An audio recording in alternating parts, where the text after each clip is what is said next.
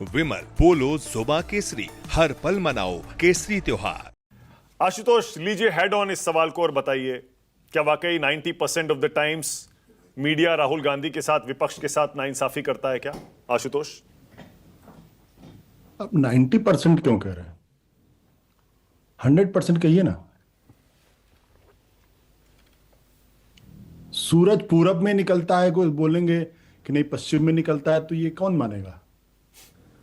मतलब आज की तारीख में कोई ये सवाल पूछे कि मीडिया इंडिपेंडेंट है, तो मुझे लगता है या तो वो सूरज को पश्चिम में उगता हुआ देख रहा है, या फिर उत्तर में, या दक्षिण में।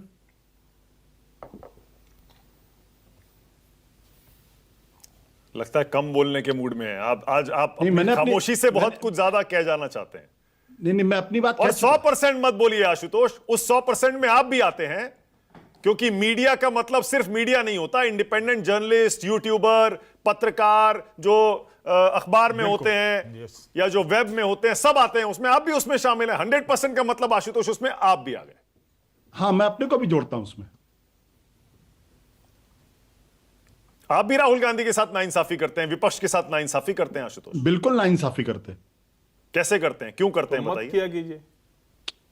नहीं, करने के लिए मजबूर हैं आप क्या करेंगे? नहीं तो आप जेल की सलाखों में जाएंगे, और कहां जाएंगे फिर आप देख लीजिए प्रणय राय के साथ क्या हुआ। पूरी कंपनी उनके हाथ से छीन ली गई। क्या क्या आरोप नहीं लगाए गए, सारे आरोप फर्जी थे। बाद में अदालतों के अंदर सीबीआई ने क्लोजर रिपोर्ट डाल दी। प्रणय राय को एयरपोर्ट पर ऐसे रोका गया जैसे कि वो क्रिमिनल हो। रेड कॉर्नर नोटिस था उनके खिलाफ। हुआ क्या? कुछ निकला उसमें? अगर हिंदुस्तान का मीडिया इंडिपेंडेंट होता तो प्रधानमंत्री का बायकॉट करता और कहता कि प्रधानमंत्री जी, लोकतंत्र की रवायत है कि प्रधानमंत्री प्रेस कॉन्फ्रेंस करते हैं, जनता के सवालों को, पत्रकारों के सवालों को फेस करते हैं। हिंदुस्तान के इतिहास में एकमात्र प्रधानमंत्री हैं जिन्होंने 12 साल में एक भी प्रेस कॉन्फ्रेंस नहीं की। अमित शाह की प्रेस कॉन्फ्रेंस में अगर आप जाएंगे तो आपको अंदाजा लग जाएगा वह कैसे और किस तरीके की प्रेस कॉन्फ्रेंस होती है, कैसे पत्रकारों को डांटा जाता है और किस तरीके के सवाल वहां पूछे जाते हैं। और तो नहीं, तो ज्यादातर संपादकों और एंकर्स का खाली व्हाट्सएप ग्रुप, खाली अगर आप एक बार चेक कर लीजिएगा, जो कभी ना कभी एप्स्टाइन फाइल की तरीके से पब्लिक होगा, तो पता चलेगा कहां से उनके एडिटर्स कहां बैठते हैं, किस तरीके के इंस्ट्रक्शंस आते हैं, कैसे एजेंडा सेट किया जाता है।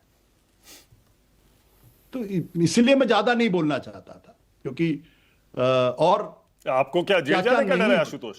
आप तो हमेशा कहते हैं मैं डरता नहीं। क्यों नहीं डर है? नहीं, क्या किसको नहीं डर है?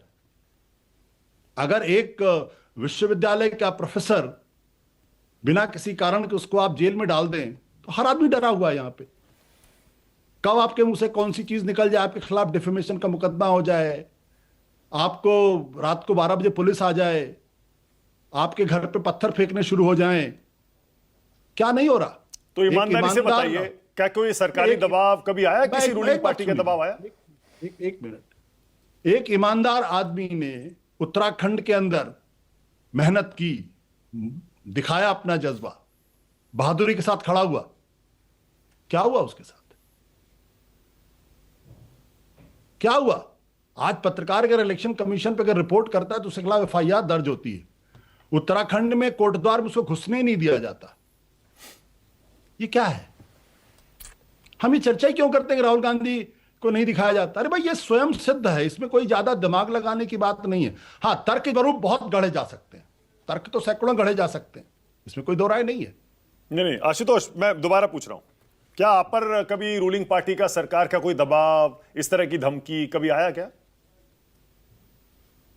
मेरे ऊपर क्यों धमकी आएगी, जब मुझे मालूम है कि मुझे किस इकोसिस्टम में काम करना है। मुझे संभल के बोलना होगा। मुझे और ऐसा नहीं है, मेरी कंपनी के कम से कम कई बार तो उसकी जांच पड़ताल हो चुकी है, कामा फुल स्टॉप तक। और जिन लोगों ने किया उन्होंने ही मुझे फोन करके बताया कि भाई साहब ऐसा ऐसा है, आपके खिलाफ एक फर्जी रिपोर्ट पटना में जाहिर हुई है, एक कंप्लेन, आप समझ जाइए। मैं तो अपने बारे में मैं कह रहा हूं, पर आप सारी बातें जो मैं कहना चाहता पर आप थोड़े डरते हैं आशुतोष, मैं भी आपको इतने सालों से देख रहा हूं, पिछले 10 साल से 12 साल से भी देख रहा हूं, 2014 की बात भी देख रहा हूं। आप तो अपने YouTube चैनल पर, अपनी वेबसाइट पर, अपने एक्स के हैंडल पर, सारे डिबेट शो में जहां जहां आप जाते हैं, मेरे शो पर आते हैं, इस चैनल पर आते हैं, आप अपनी बात खुलकर कहते हैं। कभी कभी आपको कहना पड़ता है। देखिए, मानो कि ये डिबेट क्यों करते हैं आप, मुझे समझ में नहीं आता कि मीडिया इंडिपेंडेंट है इस देश के अंदर। मतलब ये स्वयं सिद्ध है भाई, इसमें डिबेट का प्रश्न ही नहीं है। मतलब जिनको नहीं दिखाई पड़ता, प्रधानमंत्री जी सुबह संसद के समय आते हैं, सारे पत्रकार वहां खड़े होते हैं, भाषण देते हैं और चले जाते हैं। आप ऐसा पहले कभी हुआ क्या कि प्रधानमंत्री 12 साल तक रहे, 10 साल तक रहे, 5 साल तक रहे, कोई प्रेस कॉन्फ्रेंस ना करे? कभी हुआ ऐसा? राहुल गांधी तो खुलेआम प्रेस कॉन्फ्रेंस करते हैं। हाँ, लेकिन चाहे उसे सवाल पूछिए, लेकिन उसी प्रेस कॉन्फ्रेंस में मीडिया वालों से भिड़ भी जाते हैं, फिर उनको बीजेपी भिड़ नहीं जाते। मीडिया डिजर्व्स दिस, डिजर्व करता है मीडिया, और deserves much more than this. इसीलिए मैं कह रहा था, मेरा मुख नहीं, मैं खुलवाना चाहता हूं आशुतोष। ना, आज खोलना पड़ेगा। आज तो डिबेट का मुद्दा ही है। आज कैसे कोई फायदा नहीं है, कोई फायदा नहीं मानक। हम सब लोग, हम सतीश जी, विनोद जी, इस बात को समझते हैं। हमको रोज रात में सोने के पहले ये सोचना पड़ता है कि ऐसा ना मेरे मुंह से कोई शब्द निकल गया हो, कहीं सनातन पे कोई शब्द निकल गया हो, हिंदू पे कोई शब्द निकल गया हो, कहीं प्रधानमंत्री के बारे में कोई शब्द निकल गया हो कि कल आपके खिलाफ FIR हो सकती है। सवाल जेल जाने का नहीं है, सवाल उस पूरे परिवार की का जो टॉर्चर है, जो ट्रॉमा है। कभी उसको भी कभी लोग ने, मेरे खिलाफ तो 2016 में एक केस दर्ज हुआ और अचानक 2023 में एक पुलिस वाला आ गया। उस केस में कुछ भी दम नहीं था। बोला भाई साहब आपको वहां जाना पड़ेगा। मैं तो नहीं था, मेरी वाइफ थी। आपको जाना पड़ेगा। मैं गया वहां, अच्छा, बैठा, बोला आपको गिरफ्तार कर सकते हैं। मैंने कहा आप कर लीजिए गिरफ्तार, अगर आपको ही लगता है तो। कोई ये ऐसा नहीं था कि मुझे गिरफ्तार करने, लेकिन ये ट्रॉमा लोगों को झेलना पड़ता। किस चीज का केस था वो? 2016 का क्या था वो? छोड़ दीजिए ना, बहुत पुराना केस था। तो मैं आपसे 2 सवाल पूछ रहा हूं। सबको मालूम है, अखबारों में भी छपा था, ऐसा नहीं कोई बड़ी। मैंने दरअसल एक लेख, मैं आम आदमी पार्टी में था, मैंने एक लेख लिखा था जिसको ऐसा कहा गया कि वो, और कांग्रेस वालों ने किया, कि आपने गांधी पे कुछ टिप्पणी कर दी है। वो लोग अदालत गए, अदालत से जाके FIR लिखवाई गई। वो मामला पुलिस को भी मालूम था इसमें कोई दम नहीं है, 7 साल तक उसमें कोई कार्रवाई नहीं हुई, और फिर वो मामला खुल गया, पुलिस एक दिन आ गई। तो अब आप सोचिए, जिसके घर पे पुलिस आ जाए 2, उसके परिवार का ट्रॉमा क्या होता होगा। ठीक है, तो मैं 2 सवाल पूछ रहा हूं आपसे, 2 सवाल पूछ रहा हूं आपसे आशुतोष। एक जोड़ दीजिए पहले। हाँ, ये जिस घटना का जिक्र कर रहे हैं, कांग्रेस ने FIR कराई थी 2016 में, तो शायद नहीं, क्योंकि आशुतोष जी कह रहे हैं शायद कांग्रेस ने FIR कराई। मैंने कहा, मैंने जोड़ा, मैंने छुपाया नहीं उसको। मैंने अभी मानक के सामने बोला उसको, मैंने बोला मानक के सामने, और आपके बोलने के पहले ही मैंने बोला। मैं सर सिर्फ ये पूछ रहा हूं, क्योंकि मैं इसीलिए ध्यान से सुन रहा था कि क्या ये कांग्रेस ने FIR करा दी थी, ये आप बता दीजिए, इससे लोगों को समझ में आए ना। बस ये बता दीजिए, मैं दूसरी बात करता हूं। नहीं, मुझे छिपाना होता हर्षवर्धन जी, तो मैं छिपा लेता।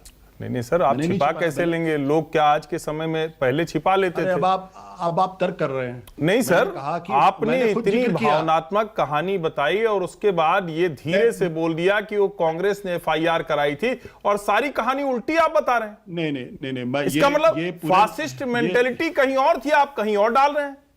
देखिए, ये पूरे नैरेटिव को चेंज करने की कोशिश नहीं, आप कोशिश कर रहे थे, आप अपने ही उसमें फंसे। मैं तो बोल रहे थे, आप बोल रहे थे, मैंने आपको बीच में जरा भी बोलिए, कृपया मुझे बोलने दीजिए। सर बीच में मैं भी नहीं बोला था सिर्फ। नहीं, मैं भी बहुत सारी बातें बोल सकता हूं। मैंने तो नहीं छिपाया, मैंने तो कांग्रेस का नाम लिया। जब मैंने वो लेख लिखा था, उस लेख लिखने के बाद कांग्रेस ने बाकायदा प्रदर्शन किया था। मामला प्रदर्शन पे खत्म हो गया। उसके बाद कुछ लोग कोर्ट गए, पुलिस पे दबाव डाला, और जब पुलिस ने FIR नहीं दर्ज किया तो कोर्ट से जाके उन्होंने लेके आके FIR दर्ज कराई। 7 साल तक वो मामला बिल्कुल दबा रहा, अचानक वो मामला फिर खड़ा हो गया। मैं वो नहीं कह रहा हूं यहां ना, और मैं तो डंके की चोट पर इसको कहता हूं। 2004-06 से लेके 2014 तक मैं संपादक था, और 2004 से लेके 2014 तक कांग्रेस पार्टी की सरकार थी, मनमोहन सिंह प्राइम मिनिस्टर थे। सिर्फ एक बार मेरे पास फोन आया, और आपके चैनल के एक साथी के संदर्भ में वो फोन आया था। भारत के इंफॉर्मेशन ब्रॉडकास्टिंग मिनिस्टर का फोन आया था। उन्होंने कहा कि आपने, वो बहुत पोलाइटली उन्होंने कहा कि आपने ये स्टोरी चलाई है, इसमें वर्जन नहीं है। मैंने कहा सर वर्जन तो हमने कोशिश की, आपने नहीं दिया, सिर्फ एक बार। और पब्लिक, सतीश जी इस बात के गवाह हैं कि group of ministers on media, जब हिंदुस्तान के सारे संपादक बेशर्मी के साथ वहां बैठे हुए थे, जब कपिल सिब्बल और दूसरे लोग उनको ज्ञान दे रहे थे, मैं अकेला था जो खड़ा होकर मैंने बोला कि mister minister, you are forgetting, you are dealing with the top talents of the country who runs channel. If you think they do not know their job, then they have no business to be here, or you do not know whom you are talking to. उसके बाद भी ना मुझे कोई phone आया, ना कोई धमकी मिली, ना मुझे किसी तरीके का खतरा पैदा हुआ, कुछ नहीं। ठीक है, आज के जमाने में आप सोच सकते हैं जब, ठीक है, ओके आशुतोष, इसका मतलब मेरा वो जो सवाल था वो यही था। इसका मतलब 14 से और 26 इसके मीडिया की तुलना अगर आप 4 से 14 के मीडिया से करेंगे तो 4 से 14 के मीडिया को कितना नंबर देंगे और 14 से 26 के मीडिया को कितना नंबर देंगे? नहीं, मैं 10 में 8 दूंगा, अभी 0। ओके, 10 में 8 मिलेंगे 4 से 14 के मीडिया को। 4 से 14 में 10 में 8, बिल्कुल 10 में 8। हाँ, और मैं तो डंके की चोट पर कहता था, रोज खड़े होकर मनमोहन सिंह का इस्तीफा मांगा जाता था, रोज आना, सोनिया गांधी से सवाल जवाब होते थे, सोनिया गांधी को इस्तीफा देना पड़ा। आज है किसी की हिम्मत? ठीक है, ओके। आज तो वो एप्स्टीन फाइल पे इंटरव्यू किया जाता है और जो कंटेंट है उस पर बात ही नहीं होती, उसको पूरा प्लेटफॉर्म क्रिएट कर दिया जाता है कि अब राहुल गांधी को बैठ के गाली। तो एक वो जो 4 से 14 के बीच एक ये जो अब बार बार मुद्दा उठाया जाता है कि वो वहां तो न्यूज रूम में मंत्री पद बांटे जाते थे और कॉर्पोरेट लॉबीज के व्हाट्सएप चैट्स, वो चैट्स थे व्हाट्सएप, पता नहीं उस टाइम इतना पॉपुलर था या नहीं था। हाँ, ये सब फालतू की बातें हैं, नैरेटिव चेंज करने की बातें हैं, इसमें कोई दो राय नहीं है। कोई राडिया टेप को लेकर आप कुछ भी किसी खिलाफ कह दें। आज भी मैं बरखा दत्त को हिंदुस्तान के टॉप जर्नलिस्ट में मानता हूं, और जिनको आज टॉप का जर्नलिस्ट माना जाता है वो कहीं कुछ नहीं थे, जिंदगी में कुछ नहीं किया सिवाय चमचागिरी करने के, सिवाय सेल्फी खिंचवाने के, और सिवाय यस ना दिस इज रॉन्ग। ये आपकी राय होगी, आप किसी की तारीफ करें प्लीज, लेकिन किसी की इस तरह से आप नहीं। मैं कह रहा हूं प्लीज, मैंने किसी का नाम नहीं लिया, आपके नहीं नाम नहीं, तब भी नहीं प्लीज।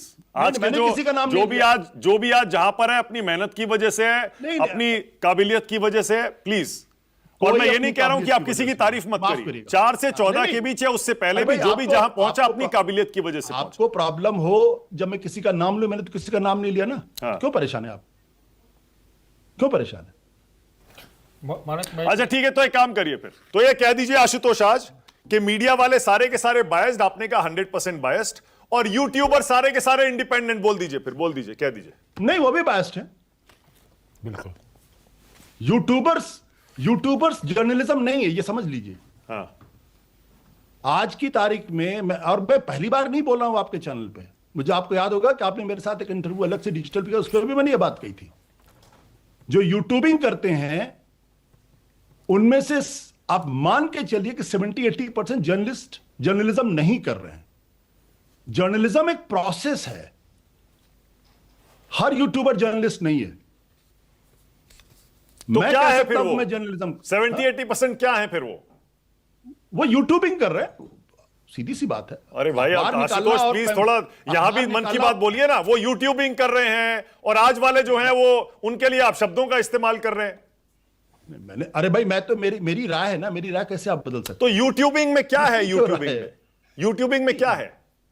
अच्छी है, बुरी है? यूट्यूबिंग एक अलग तरीके की विधा है, जर्नलिज्म अलग, अखबार एक अलग तरीके का अखबार होता है, पैम्फलेट निकालना अलग तरीके का विधा है। अच्छा सुने, मैं डायरेक्ट पूछता हूं, ये जो यूट्यूबर हैं ये बायस्ड हैं या इंडिपेंडेंट हैं या फेयर हैं?